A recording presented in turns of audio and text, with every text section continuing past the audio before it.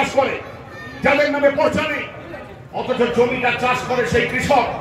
বিনিয়োগ হয় তার, যদি ফসল জলে ডুবে যায়, কীটনাশকে নষ্ট করে ফেলে, প্রাকৃতিক দুর্যোগে নষ্ট হয়, তাহলে ক্ষতি হয় যে চাষ করে, যে লিজ নিয়ে চাষ করছে, ইজারা নিয়ে চাষ করছে, অথচ সরকার তাকে 1 পয়সা ক্ষতিপূরণ দিচ্ছে।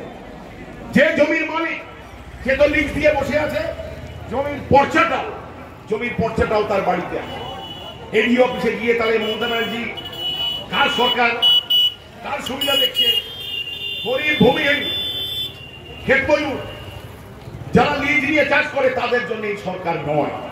আমরা বারে বারে বলার চেষ্টা করেছি যে সরকার প্রান্তিক মানুষের জন্য নয়, এই সরকার হচ্ছে এই সমস্ত দালালদের সরকার, এ সরকার হচ্ছে পুঁজিবাদীদের সরকার, এ সরকার হচ্ছে বড় ব্যবসায়ীদের জন্য সরকার, এ সরকার হচ্ছে জোচ্চোরদের সরকার, এই সরকার হচ্ছে প্রতারকদের সরকার। সর্বোপরি এই সরকারটাই, আমরা তো জানি এ সমস্ত চোর সাপ্লাই হতো, এখন দেখছি ওপরে যারা বসে আছে তারা সবাই চোরে চোরে আজকে ছেয়ে গেছে। এবং আজকে চোরের মায়ের উঁচু করে গলা শুনতে পাওয়া যাচ্ছে। চোরের মায়ের বড় গলা বলে না, যে চোরের মা আজকে গলা উঁচু করে চিৎকার করতে শুরু করেছে। এবং প্রত্যেক দিন প্রতিটি মুহূর্তে এই মিথ্যাচার করে যাচ্ছে রাজ্যের মানুষের সামনে। রাজ্যের মানুষ বলেছে, এই যে আজকে দেখছেন না স্বাস্থ্য ভবন ঘেরাও করে রেখেছে আমাদের জুনিয়র ডাক্তাররা বলছে কি, শোনো, ওই রুদ্ধদ্বার বৈঠক আমরা চাই না, দরজা বন্ধ করে মিটিং। তুমি যে আদানিদের সঙ্গে দরজা বন্ধ করে মিটিং করো, ও মিটিং আমাদের হবে না। গোটা পশ্চিমবঙ্গ রাজ্যে হাসপাতালের প্রতিনিধিরা, জুনিয়র ডাক্তারের প্রতিনিধিরা মিটিং এ থাকে। জুনিয়র ডাক্তারদের বক্তব্য, তারা বলছে কি, মিটিং হবে দরজা খুলে, মিডিয়ার সবাই থাকবে, গোটা রাজ্যের মানুষ দেখবে তোমার সঙ্গে আমার কি আলোচনা হচ্ছে। জুনিয়র ডাক্তারদের সঙ্গে ম্যানেজমেন্টের কর্তৃপক্ষের কি আলোচনা হচ্ছে সবাই জানবে, কারণ তারাও বিশ্বাস করতে পারছে না যে আজকে তুমি দরজা বন্ধ করে যা বলবে, কালকে কখন তুমি পাল্টি খেয়ে যাবে তার কোনো গ্যারান্টি নেই। তাই সেই জন্য আপনাদের বলবো, আপনারা প্রত্যেকে অত্যন্ত সঠিকভাবে আজকের এই মানুষের প্রতিবাদে, মানুষ প্রতিবাদে সংগঠিত হচ্ছে, সম্মিলিত হচ্ছে, এটা অত্যন্ত জরুরি। আমাদের রাজ্যের চরিত্রই তাই। প্রতিদিন আজকে নতুন নতুন লেখা বেরোচ্ছে, নতুন ছবি আসছে, নতুন স্লোগান তৈরি হচ্ছে, নতুন গল্প তৈরি হচ্ছে, নতুন গান লিখছে। আর মানে মানুষের চেতনায় আঘাত হেরেছে, আর চেতনায় আঘাত হানলেই আবার নতুন সৃষ্টি হয়। যা সৃষ্টি হয়েছে রাজ্যের মাটিতে, নতুন নতুন কথা আমরা শুনতে পাচ্ছি, নতুন নতুন গান আমরা শুনতে পাচ্ছি, নতুন নতুন ছবি আমরা দেখতে পাচ্ছি, নতুন নতুন পোস্টার, এবং সঙ্গে মিছিলে নতুন নতুন মানুষকেও আমরা দেখতে পাচ্ছি। আপনারা দেখতে পাচ্ছেন না, ঋতুপর্ণা সেনগুপ্তকে কখনো কি আপনারা মিছিলে হাঁটতে দেখেছিলেন নাকি? যে আপনারা কি করেছে পরের ব্যাপার। অপর্ণা সেন কবে হালুয়া হয়ে গেছিল আপনারা দেখেছিলেন, কিন্তু আবার মিছিলে হাঁটা এই যে ইচ্ছা হলো কবে আপনারা দেখছেন না। টলি পাড়ায় হই হুল্লোড় শুরু হয়ে গেছে, কে কোন মিছিলে যাবে। একটা সময় আমরা কি দেখতাম, মিছিলে মানুষকে ডেকে আনতাম, মানুষ মিছিলে যাতে আসে, আমরা মানুষ মিছিল মানুষ খুঁজত। আর এখন মানুষ মিছিল খুঁজে বেড়াচ্ছে, যে কোথায় মিছিল হচ্ছে সেখানে আমি একটু পা মেলাম, কোথায় মিছিল হচ্ছে সেখানে স্লোগানে একটু গলা মেলাম, তাহলে আমার শান্তি হবে।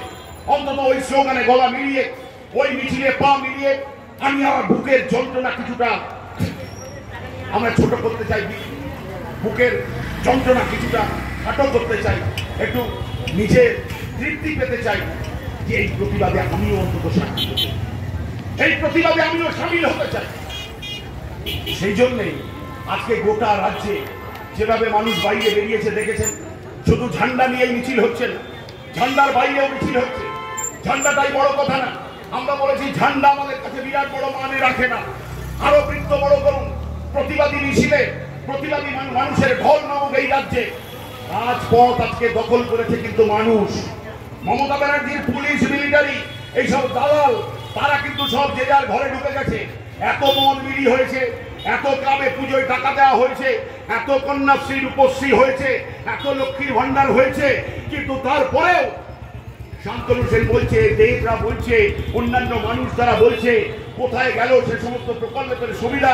আজকে লক্ষ লক্ষ মহিলারা রাস্তায় নেমে গেছে, কারণ তারাও বুঝতে শুরু করেছে বামপন্থীরা যে কথাটা প্রথম বলেছিল আজকে বলে না যে পশ্চিমবঙ্গ আজকে যা বলে ভারতবর্ষে কালকে সেটা বলে, ভারতবর্ষ কাল সেটা বলে। আর বামপন্থীরা সমাজে আজকে যেটা বলে দেখবেন কিছুদিন পরে হলেও সেটাই সত্যি প্রমাণিত। আমরা বারে বলেছিলাম এই মমতা ব্যানার্জির চরিত্র কি, আজকে আবার দেখছেন সন্দীপ ঘোষের সঙ্গে ওর কি সম্পর্ক সেটা আজকে প্রকাশ্যে আসছে। আপনার আমায় বলে দিতে হবে কেন সন্দীপ ঘোষকে এত রক্ষা করা? আপনি বলুন, এত বড় একটা কালপ্রিট, প্রমাণিত ষড়যন্ত্রী, প্রমাণিত একটা অভিযুক্ত, তাকে একটা কলেজ থেকে সরিয়ে দেওয়া হলো, সে পদত্যাগ করেছে, সরকার পদত্যাগ করাচ্ছে না, সরিয়ে দিচ্ছে না, সাসপেন্ড করছে না, কি করছে? নিজে পদত্যাগ করছে, সঙ্গে সঙ্গে বলছে না পদত্যাগ তোমায় করতে হবে, আমরা তোমাকে অন্যত্র পাঠিয়ে দিই। মানে কি?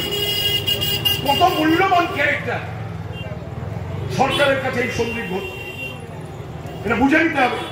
তার মানে কি? সন্দীপ ঘোষকে যদি আগের মতো ব্যবস্থা থাকতো, এই যে দাওয়াই দিয়ে হাওয়াই বের করা, দাওয়াই দিয়ে এখন হাওয়াই বের হয়ে না তো, এখন নানান রকম প্রযুক্তি ব্যবহার হয়, এই পরীক্ষাতে ফ্যান ট্যান এই সমস্ত যা হচ্ছে, অপরাধ বিজ্ঞান নিয়ে যারা গবেষণা করছে, এই অপরাধের কিনারা করার ক্ষেত্রে যা যা পদ্ধতি আছে, আজকে তারা সেই অভিযুক্তকে কিন্তু অভিযুক্ত হিসাবেই দেখেছে।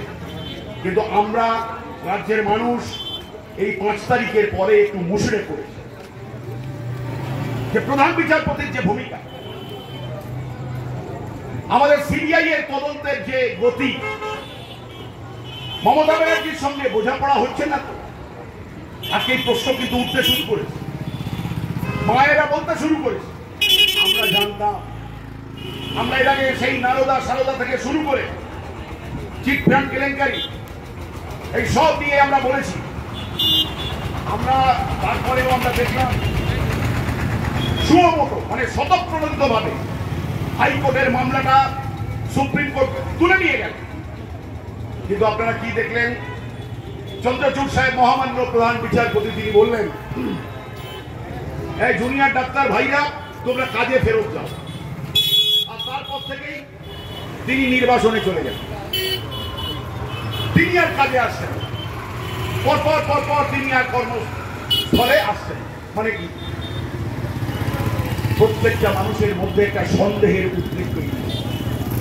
নভেম্বরের 10 তারিখে ওয়াই চন্দ্রচূড়ের কর্ম জীবনের সমাপ্তি ঘটবে, প্রধান বিচারপতির দায়িত্ব থেকে তিনি সরে যাবেন।